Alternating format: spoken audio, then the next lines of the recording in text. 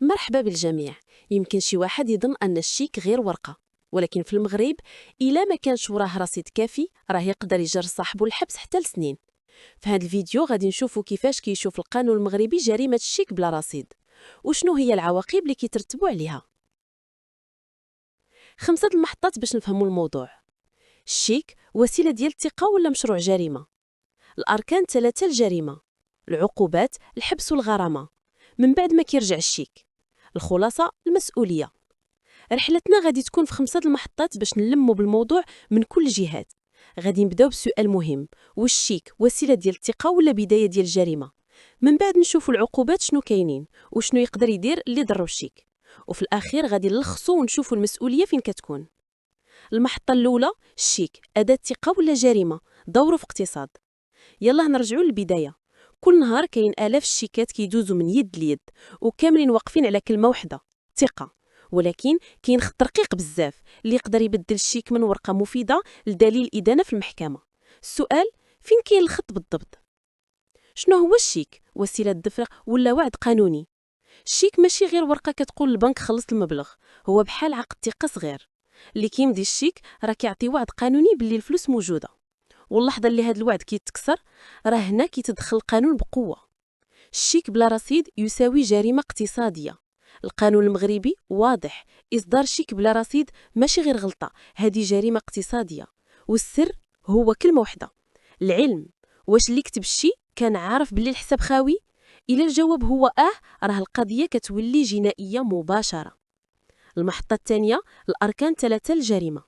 القاضي ما كيحكمش بالصدفة، القانون محدد 3 شروط كيتسموا الأركان، هادو خاصهم كاملين يتوفروا باش تكون الإدانة. يلا نشوفوهم. الأركان: الفعل المادي، الشيك تكتب وتسلم والبنك رفضو. القصد الجنائي، الساحب كان عارف بلي ما كاينش رصيد. النص القانوني الفصل 543 اللي كيمنع هاد الفعل. إذا الركن الأول الفعل المادي، الثاني القصد الجنائي وهذه أهم نقطة، الثالث النص القانوني اللي كيأكد بلي هاد الفعل جريمة. المحطة الثالثة: العقوبات. دابا نوصلوا للجزء اللي بزاف ديال الناس كيهمهم. شنو هي العقوبات؟ راه الموضوع ماشي لعب. الحبس من عام حتى ل5 سنوات. القانون كيقول الحبس من سنة حتى ل5 سنوات، هذه رسالة واضحة. اللعب في ثقة المجتمع المالي خط أحمر. الغرامة المالية: زيادة على الحبس كاينه غرامة مالية لا توصل حتى ل 5000 درهم، ولكن راه الغرامة ماشي ثابتة. الغرامة مرتبطة مباشرة بقيمة الشيك، يعني كل ما كان الشيك كبير الغرامة كتكون كبيرة. الحد الأدنى 25% من قيمة الشيك. القانون كيقول باللي الغرامة ما خصهاش تنقص من 25000 درهم وزيد عليها الحبس. المحطة الرابعة: من بعد ما كيرجع الشيك شنو يقدر يدير اللي توصل بشيك بلا رصيد؟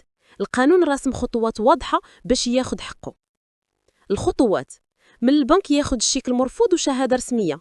الشكاية يقدم شكاية عند البوليس ولا مباشرة في المحكمة. القضاء كيواكب الملف حتى يتحكم فيه. واش القضية كتسالي إلا خلصوا الصاحب المبلغ؟ بزاف كيوقع ليهم هاد السيناريو، الساحب كيخاف وكيقرر يخلص. واش القضية كتسالي هنا؟ الجواب لا. الحق الخاص والحق العام: إلا المشتكي تنازل من بعد ما خدا المبلغ الحبس كيتلغى، ولكن الغرامة ديال الدولة كتبقى، حيت هذه حق عام وماشي من حق حتى واحد يتنازل عليها.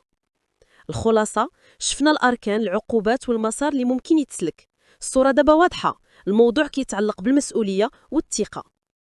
الشيك راه وسيلة ديال الثقة قبل ما يكون وسيلة ديال الأداء. قبل ما يكون طريقة نخلصوا بها الفلوس هو رمز ديال الثقة بين الناس، والتعامل معاه بجدية واجب، ماشي غير حيت القانون كيقول هاد الشيء، ولكن باش نحافظوا على الثقة اللي المجتمع كامل واقف عليها.